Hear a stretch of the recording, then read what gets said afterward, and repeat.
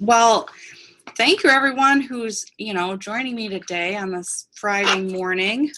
This session is, it's DIY, building an impressive course on a small budget. So if you've taken a look at the description, basically, I just want to, show you some free tools that you can use. You can also have your students use to create work, but we're going to talk about creating banners and things that you might create for your online course. And then once you start, getting into making some banners and images and graphics, I thought I'd also let you know how the Creative Commons works and where you can actually tap into some other free photographs that you can, in some cases, reuse and modify to make your own graphics. So this is low cost. The nice thing is all of this is web-based. So I'm not sure, at your different institutions how things work, but my computer is locked down, and it can be a process to get things installed. So I love the fact that Canva it's in the web. And you can also use apps. So, if you are a heavy iPad user, you can make these graphics using whatever device you're comfortable with. All right, before we go any further, since I'm presenting from outside the North Carolina system, I thought I'd let everyone know where I'm from and where Grand Rapids Community College is. So Grand Rapids, Michigan it's in the Lower Peninsula. It's a booming city right now. So, and GRCC is right downtown. If I sound excited when I talk about Grand Rapids, I was born here. I've worked at 2 other universities in the state, and I'm so excited. I've been at GRCC now for 7 years, and I love working downtown. So that's where I am. And these are a few shots of our campus. So this picture right here, this is kind of my view. This is actually the main building, and this is my window. I'm in a shared office. I have a cube, but I'm the only one here today. So I just locked the door and put a little sign on for our presentation. So I know there's only a handful of us in here, but I'm still interested what your role is, at your institution. So I set this up using Poll Everywhere, so you can either answer with your phone or you can go to this website, pollev.com. So I'll just give you a few minutes here. If you would just go in and vote and let me know, what you do. Are you a faculty member? Are you an instructional designer? Are you something else?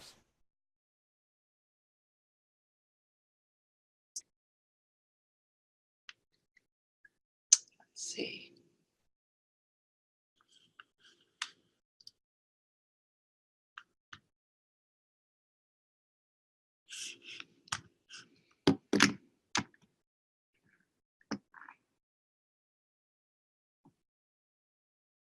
All right, yay, we have some results coming in.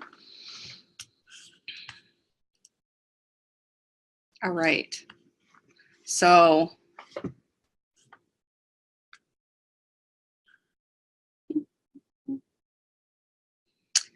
I am the instructional designer. I work for Distance Learning and Instructional Technologies, and I'm the only instructional designer right now on staff, and there's a support person in our office, and then we have an executive director for distance learning, but that's a fairly new role. Let's see, so we have some instructional designers, getting some more votes here, other, and then some administrators. So welcome, whatever your role may be. Now, before we get into the tools, I just wanted to talk a little bit about how powerful images can be. So I have this picture. While I was preparing, I found this really fun blog article. And it was about just how powerful images are. So if you think about the human brain, our brain is actually more like a scrapbook. We're not set up, our brains are not encyclopedias full of, this organized text. And in fact, there's this, it's called the picture superiority effect. So researchers don't exactly know why. There are some different ideas and some different reasons for it. But basically, seeing visuals and seeing a visual, like a picture with text, is so much more powerful than just seeing text. And this is in all contexts. So education, if you're in marketing, when I'm on social media or just on the web, I'm drawn to, looking at pictures, watching short videos. So I have a little video I'm going to play here. And there's no talking in this video. It's just a little bit of music, but it's 30 seconds that will just explain this to all of us.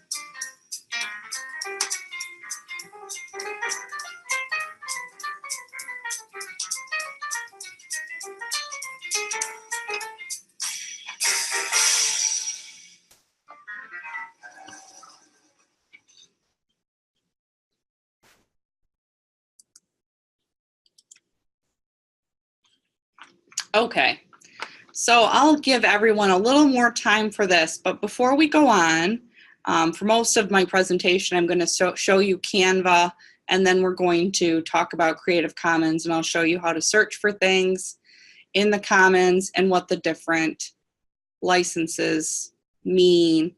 But before we get there, this is a word cloud with Poll Everywhere. If you could just take a minute, you can actually respond more than once, but if you would either go to this Poll Everywhere website or send a text, if you send a text to 37607 to join, and then just go ahead and type in, because if there's anything particular I can cover or mention, I would like to make this session relevant for you.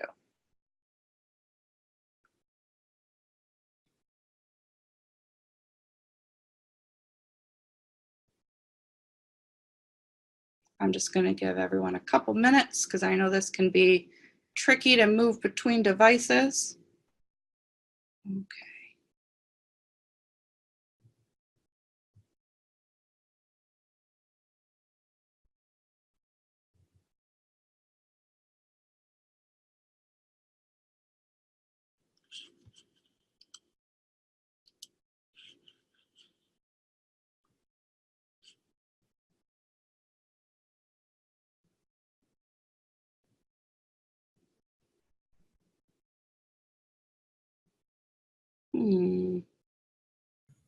Megan, I'm getting this. Megan, I'm getting the same poll that we got the last time. I know. I don't know what it is doing. Well, I'll just skip this one because I did too. I tried to text in and I don't know why. So actually what we'll do is, if you want here, go ahead and if you just add in the chat if there's something in particular, because my next slide is a blank slide anyways, because I'm going to scoot over to a different tab in my browser here. So if there's anyone in particular, I was going to cover, I thought, banners. The images that I used in my presentation, I found either on Canva or in Flickr, so I could put together some nice slides. So you could even use Canva to create a PowerPoint presentation, a small image that might go in an announcement, social media marketing. I have, we have a little page for our department, and I've been trying to put more images out there so people might actually take a look at some things. So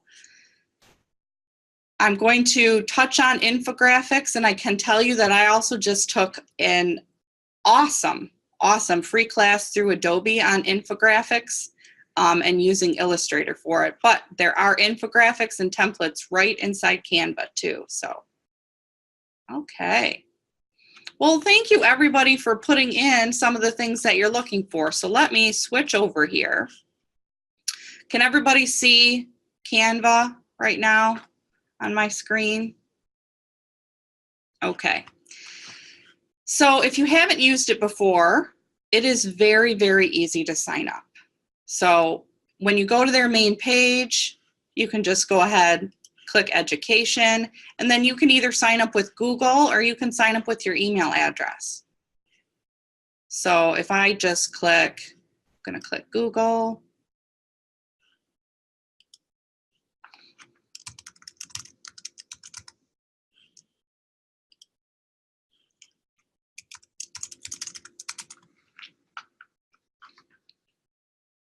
Oops. Oh, it didn't like me. I think it's because that's an email account. I haven't used that frequently. But I do actually, just going to log in with Google because I'm already an account holder.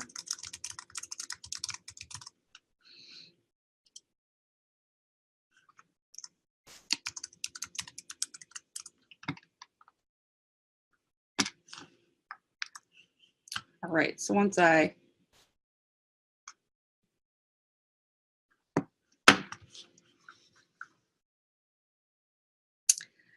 so it's really nice because, file management is so hard these days. So one of the great benefits about using a tool like Canva is that everything is there. So if I go to all of my designs and I just scroll down, these are things that I've been working on. This is the map I made. Well, I didn't make the map, but I added the graphics to it. We have a, we call it the Summer Teaching Institute coming up in August. And so I recently made this to put on Facebook to kind of get a little interest going and hopefully get some more enrollment in our class. And then I made this one, kind of the similar look, but for a different session. So before I get into the detail about all of that, I want to point out some handy parts of Canva that a new user, you should check out because they're very, very helpful. So the first thing is, when you're logged in, if you go down here, Learn to Design, this is going to take you to the tutorials that Canva has. And they have a lot of, depending on what you're looking for. So if you want to know how to do filters, how to use grids, if you want to make a presentation, something for social media, they have a little tutorial for all of these. So the beginner tutorial, I went through this just to see how they set it up. And they're all set up so they're so easy. The learning curve for this tool is pretty small, which makes it a great option if you want students to make a graphic or for you. So they all follow this design, but I thought I would go through this one and I'll actually do what it asks so you can see how to use it, because it does take a little getting used to. I'm going to make this a little bit bigger. So let me just scroll down here. So the first step, it says click on the circle to change it to your favorite color. So anything in Canva, if you click on it, it's going to select whatever you've clicked. Once you have selected an item, at the top of your screen, you have, if there's the ability to change it, you have a little color selector. So if I click on the color selector, then I can go, if I want one of the colors from the default palette, I can choose that. Or if I click on this plus sign, I can find exactly the shade I was looking for. Now, and if you happen to know, the code, so, if you're trying to follow like a certain color because it's, one of your official school colors, you can always type that in down here. But I'll just pick this color. And then after I do something, so when you pick a color, if I switch to this color, all you have to do, there's no submit button. You just click off of that. Now I'm just going to scroll down. All right, so I've already done this before, but what it wants you to do here is it's just getting you used to searching for things. Now Canva has a combination of free images and then some you have to pay $1 for. So that's why I'm going to show you the Creative Commons and how you might be able to use some of those images. Because in some disciplines, there are a lot of images available. If you're teaching history or, topics where, like art, for instance, art history, there are images that are available out there that you can use. And they're high quality and they're nice and you don't have to pay anything for them. So now when you're searching, it's going to bring all the results up. I can switch if I want just a photo result. And then I can go to illustrations if I want. And then you'll notice it either says free, then there are images for if you have a pro account. So I'll just stick with a free hat. This time I'll make my monkey. Here we go. All right, so the third thing, add a background to this page. So over here, and after we get through this tutorial, I will spend a few more minutes about some of the different aspects. But this is the background tab, and when you click here, you can literally change it to a color. Or there are free background designs. And as you scroll, more designs pop up. Now, we've passed the free designs, and so now we're seeing designs that if you wanted to use, you could. You just would have to pay a small fee. So I'm going to go with this. And then down here, so this is what a plain frame looks like. And if you search for fruit, just like searching for a hat, I can switch back to photos if I want to show a photo of fruit. If I want to see everything, I can just switch all. It'll show me pictures and illustrations. So just, pick your favorite fruit, drag it in here. And then, so this is a little tricky for me. So once you drag something to the frame, you can actually shift it so that a different part of that image shows up. So let me show you what to do. If you double click, now you have to use your mouse and you have to click and hold, but then you can drag your image around because maybe you didn't like where it automatically selected. So I could go like this. This is one of those instances where when I'm done, I click enter and then it moved it to that part. And if I decide, you know what, I don't like this at all. Maybe I just want a whole different fruit there. I can just take another image from over here and drag it. Oh, doesn't want to drag it in. There we go.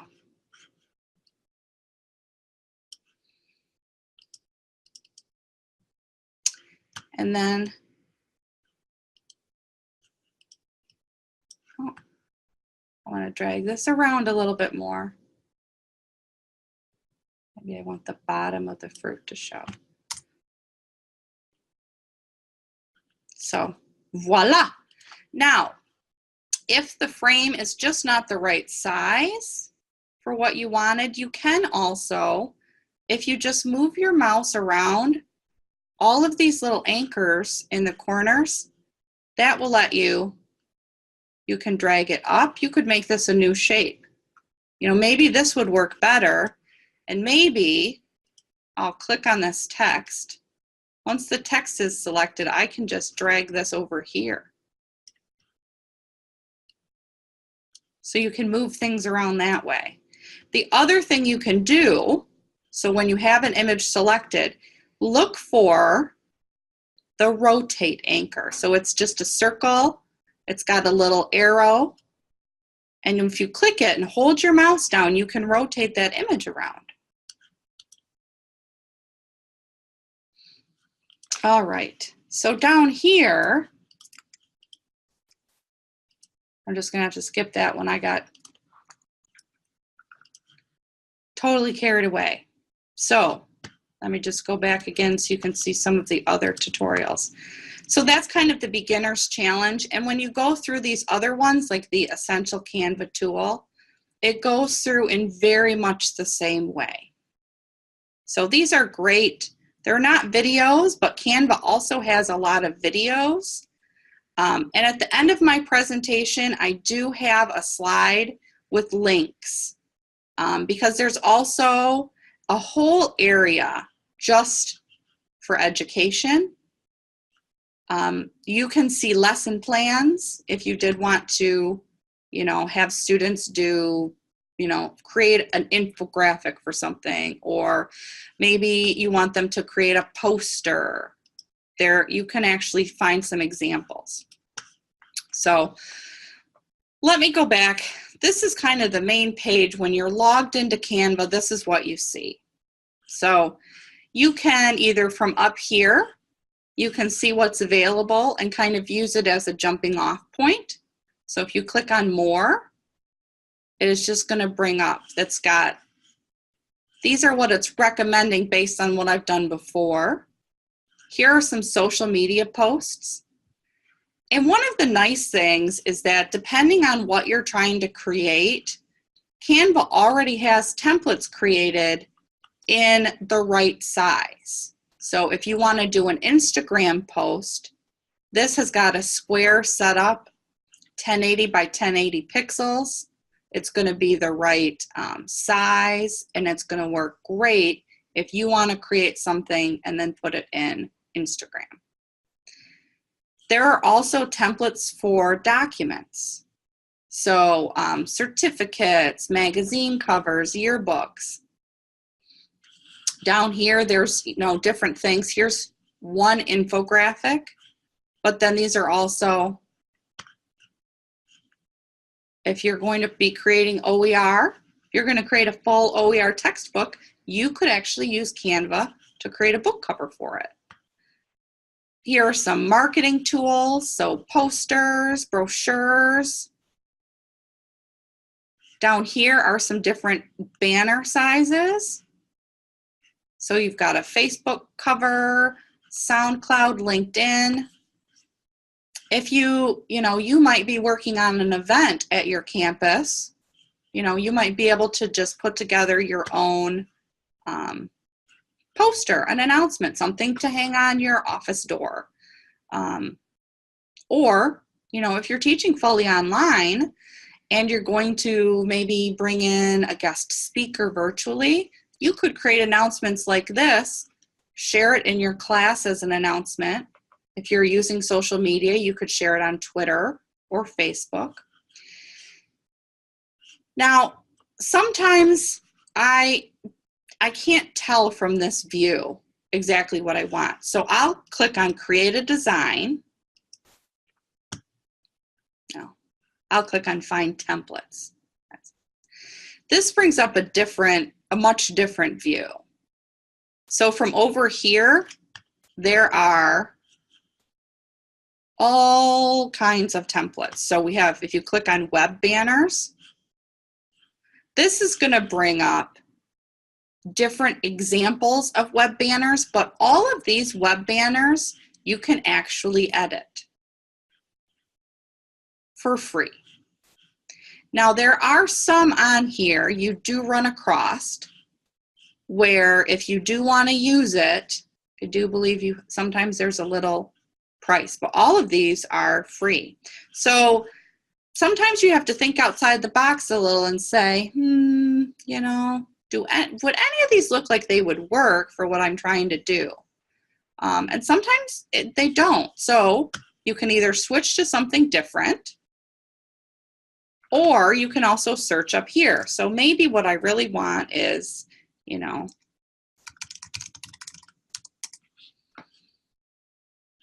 something for my office hours. So maybe I could put together a little post using one of these. If not, I could also just go to these are all newsletters.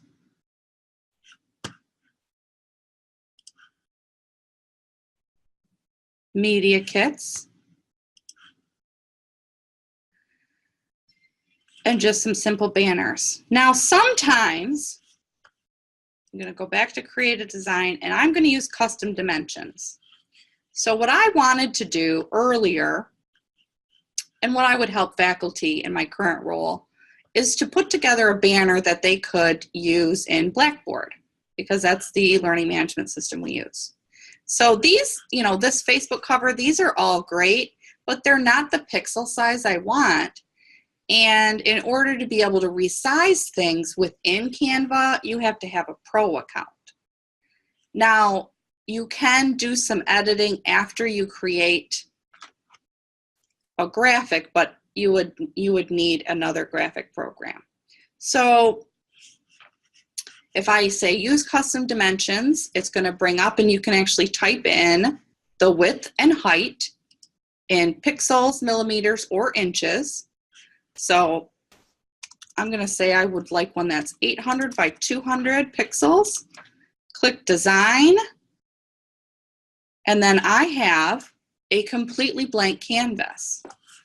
Now, even here, you can go through these different tabs over here. There's search. This just lets you search. And sometimes I get started by searching around to get a little bit of inspiration. So let's say that I'm teaching statistics.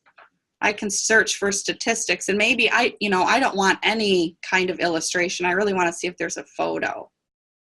And there's a couple. This is a hard one. There aren't many that are free, but what I could do is I could take one of these. Now, if you just click on it, it just pops it in the middle of your canvas. If I want to go to background, let's see. If I want to use an image for for the background of this, I'm going to go back to layouts, and I'm going to take one of these layouts because this is basically going to hold that picture. So this is just a plain one. If I wanted, like 3, I could just replace that. This will be an easier way for me to show you. So if I have that out here and then I go back to elements, I could just click on free photos here and I could click to close it. You can actually go between frames, shapes, grids.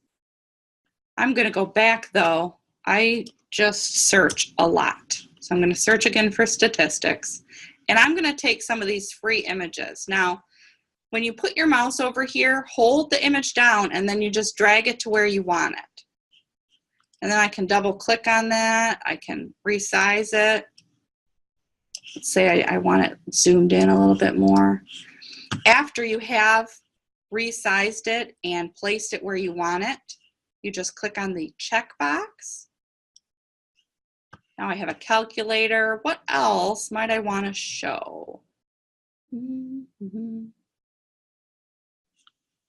I'm just going to switch to plain math. So here we go. We've got an old chalkboard.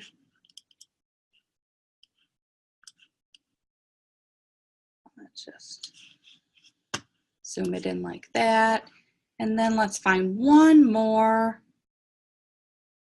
I'm not sure many students these days would make a connection there with the abacus.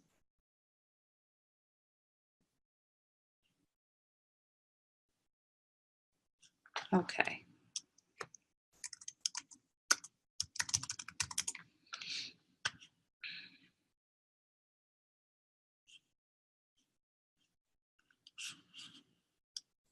So you can pick 3 pictures and make a banner.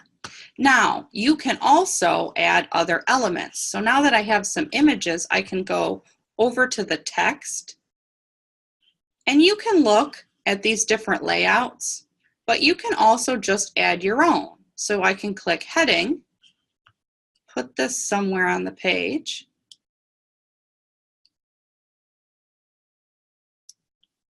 Now I'm going to go ahead and I'm just double clicking in here. I actually clicked 3 times. So if you just click, and then up here, this gives me the ability to change the font, the size, but right now, most importantly, I need to change the color because that black was not showing up well.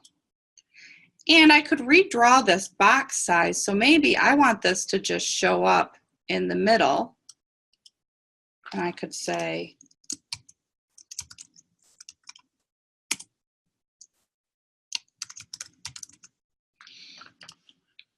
Math 109 Algebra.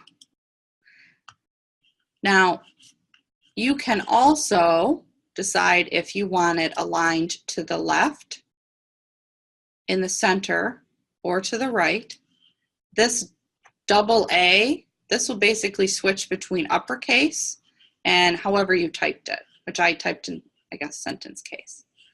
And then under more, if your screen is larger than how I'm sharing right now, these options often just show up right here.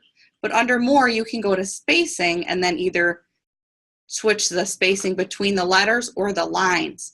I feel like this is almost too far between that MA 109 and algebra. So if I just smush it together a little bit, there we go. And if you've noticed, when you're dragging things around, these little purple guides show up. So I know right now this is the middle. I'm right in the center. But you know, sometimes you just, when you're designing things, you have to go by how it looks to your eye. So even though the text box is in the center, maybe it looks a little better to be just up a little bit higher. So, all right, I'm going to switch to a new one.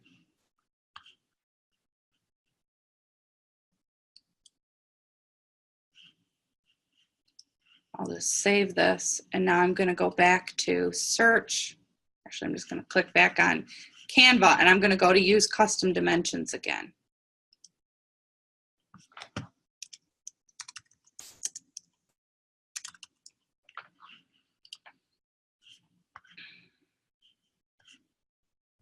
So I want to show you what you can do uploading your own images.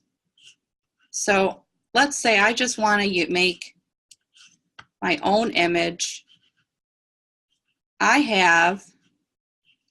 These are images that I actually searched for my presentation. This is a picture of our training room. So I can bring that over here. And let's say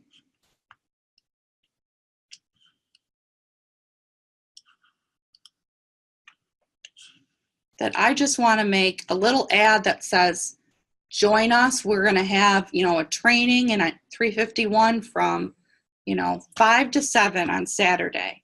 So one thing that you'll notice if you look through some of the examples is that sometimes if you're going to use a photo for your background, it's helpful to just kind of mute the colors. You're basically going to make it a little more transparent. So as long as you have the image selected, which I do,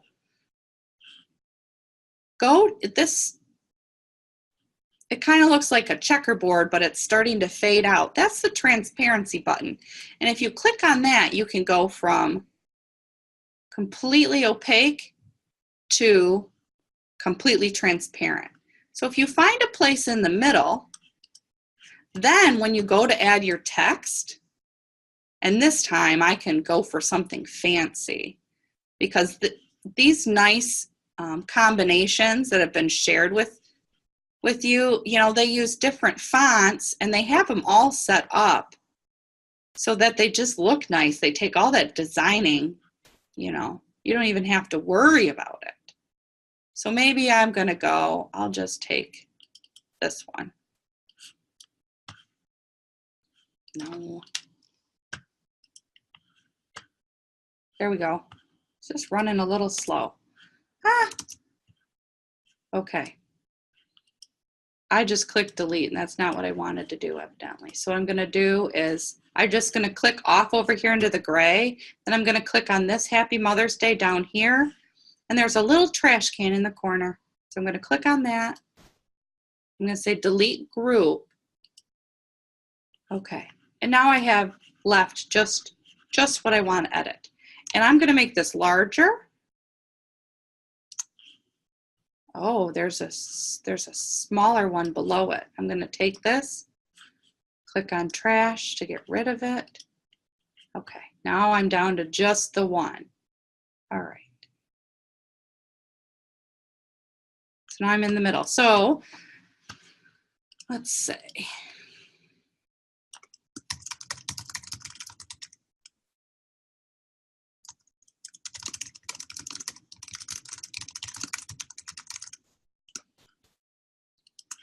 And you can modify it. So, you know, if your text is shorter or you just want it to, you know, show up a little larger, you can change it.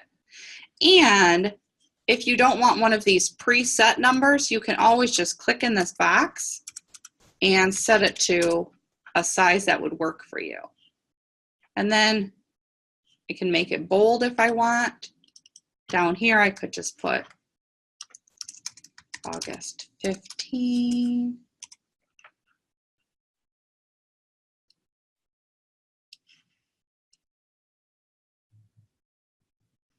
Well, that's not helping because I'm resizing the boxes. What I actually want to do is make it so I can get that 15 to 17 on the same line. But if I resize the group, it's automatically upping the text size. So to fix that, to get around that, select your group here, click on More, and ungroup. Then you have to be sure to click off somewhere. So now I can click back, and if you'll notice, the dotted line is just around the dates. So I can stretch this out, or I could just select the size, the text here, and then switch it down to something that'll work. All right.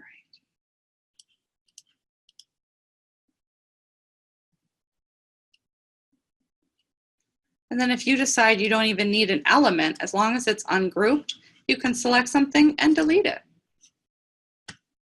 So that's how you can bring in an image and then edit it for what you need. Now, let me show you how to download your items here. And then what I want to do is switch gears just a little bit so I can just touch on the Creative Commons. So let's go ahead. I don't really like any of my designs, but the process is the same for downloading. So I'm just going to go ahead, find an infographic. Now these are like infographic elements that you can use. I search in one of the others. Let me just go back to the main page here and go to More. And I scrolled past it, but I know, there we go. So here are a variety of infographics. So there might be something here already that's close to what you want to show. So you can literally just click on it and create your own. So let's go ahead. Got college applications, and I'm going to zoom in so we can see a little bit more about this.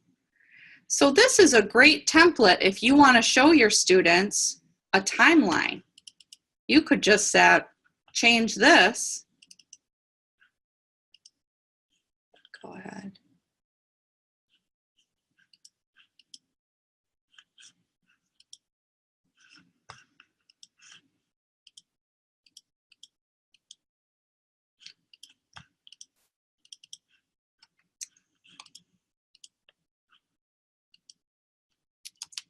What I wanted to do, oh, there we go, finally.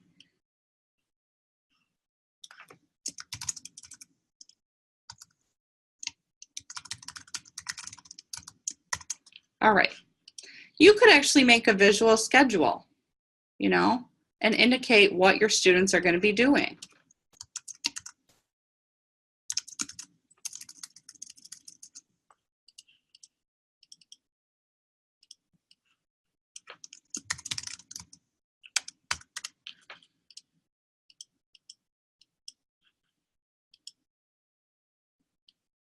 Now you can drag text boxes in and out.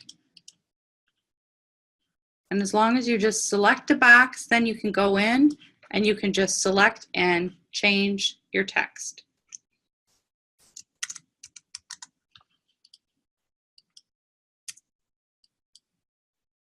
For some reason, they have, okay, there were two like matching boxes. Let's say you're all set. You can go ahead, click on download. And then depending on what I'm going to use it for, I'll either go with what they recommend. I've created a lot of images, so the images I was using for my presentation or to post on our Facebook page, I did all of those as PNGs, I believe, but PNG or JPEG. Now, because some of these templates were for resumes, assignments, things like that, it's very nice to know that you can also download something as a PDF. But I'm going to stick with what they recommend for this, and I'm going to click download.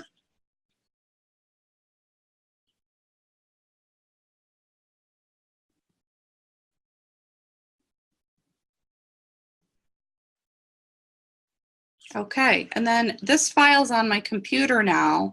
I could add this to my Blackboard class, send it in an email. So let's step away from this for a minute. Gotta move. And what I want to do,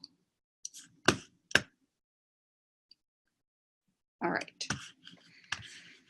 So I'm going to close these, just leave one Canva open. So there are two things I want to cover with Creative Commons.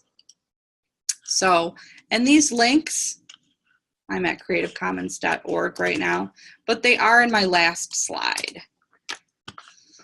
So creativecommons.org, if you go here,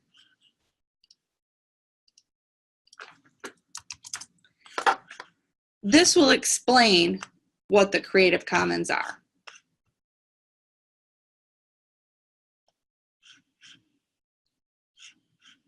What it means, what images you can use. The Creative Commons goes far beyond just images. There are video, there's music, there's a ton available. But this will tell you how you can share your work, use it, remix it, and it explains the different licenses. Now, one really good place to go to search for Creative Commons images is Flickr. But you have to be careful because when you go to Flickr, by default, you're going to search through everything. So when you're here, if you click on the magnifying glass where you enter your search term, This takes you to a page where you can actually switch and say, oh, you know, I only want to search for things under a Creative Commons license. Maybe you know you want to search for something, but you want to be able to resize it or just crop it and use part of it. You could actually say, oh, I'm going to look for something with a Creative Commons license that's going to allow me to modify it. So if I click there, all of these pictures, different individuals have uploaded and said, yeah, someone wants to use them, that's fine. I'm going to search up here, so I might search for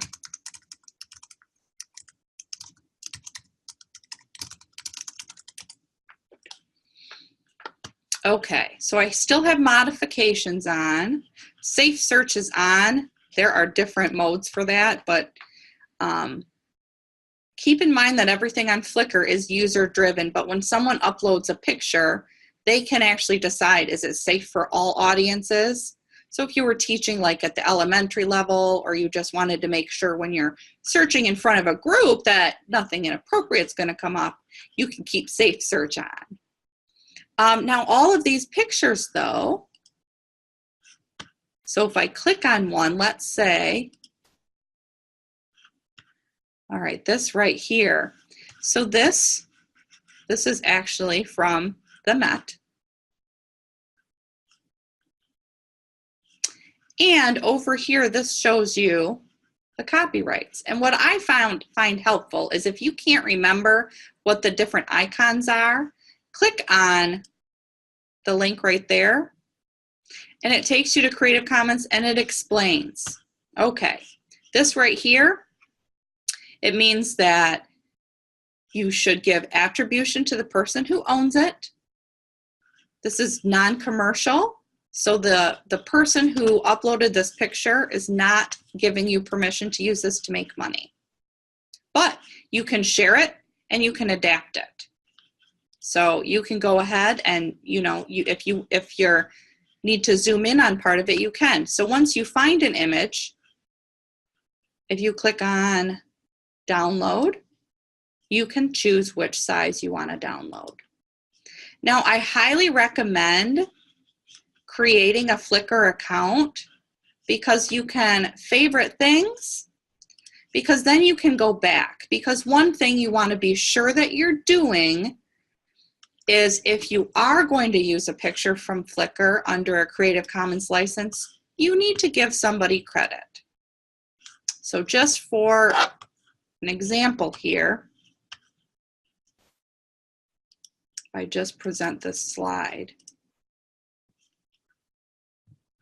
So what I did down here, so these were two different images, and I followed a format. So I've got the title of the image, and this is linked. So if I click here, it's going to take me to it on Flickr. And then I have the Flickr user, and then you're supposed to also indicate what the license is and link that to what it means, the terms of the license.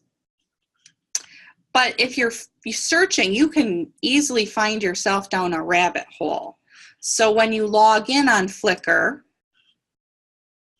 you can create favorites so that you can go back to something and find information. So like this is the user who added it. If I click on Moody Man, I can find other images that they've added. So I highly recommend that. Now you can also search on Google for Creative Commons licenses. So let's just say I'm going to go to images up here. And then down in the lower corner, I clicked on settings and I want to go to search settings. I don't think that one's it. There is a setting.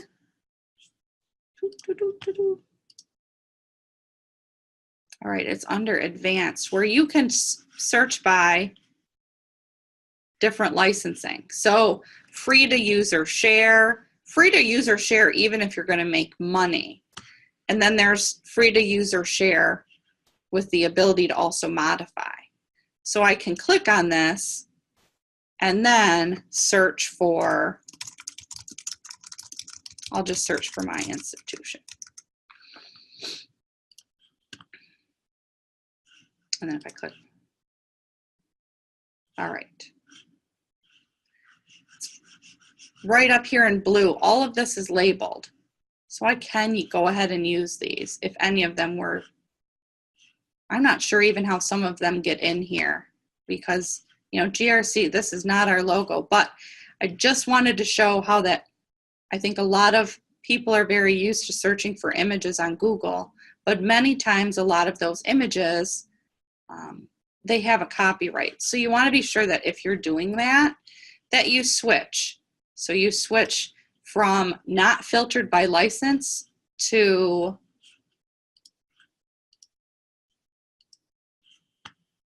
searching by a license that would actually allow you to use it. Okay, I see we're running close to the end of our time, so I do want to take you back and pull up my last slide here.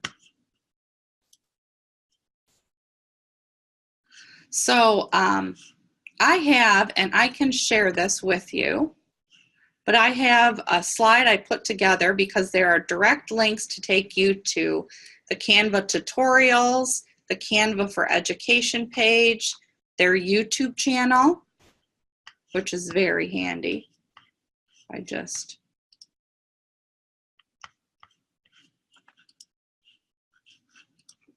oh.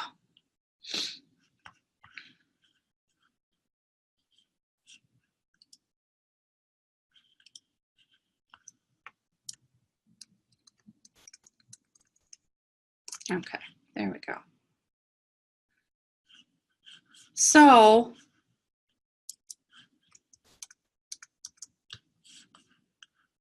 what I'll do is thank you very much. I'll share this with everyone so that you can have the links.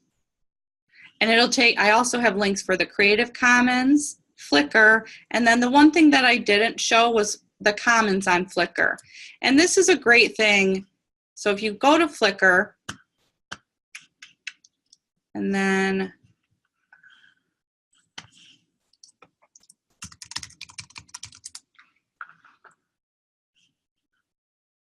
so if you go to the Commons, this kind of they explain what it is, because there are groups, organizations that have worked together to post things. So there are, I have to actually take this link.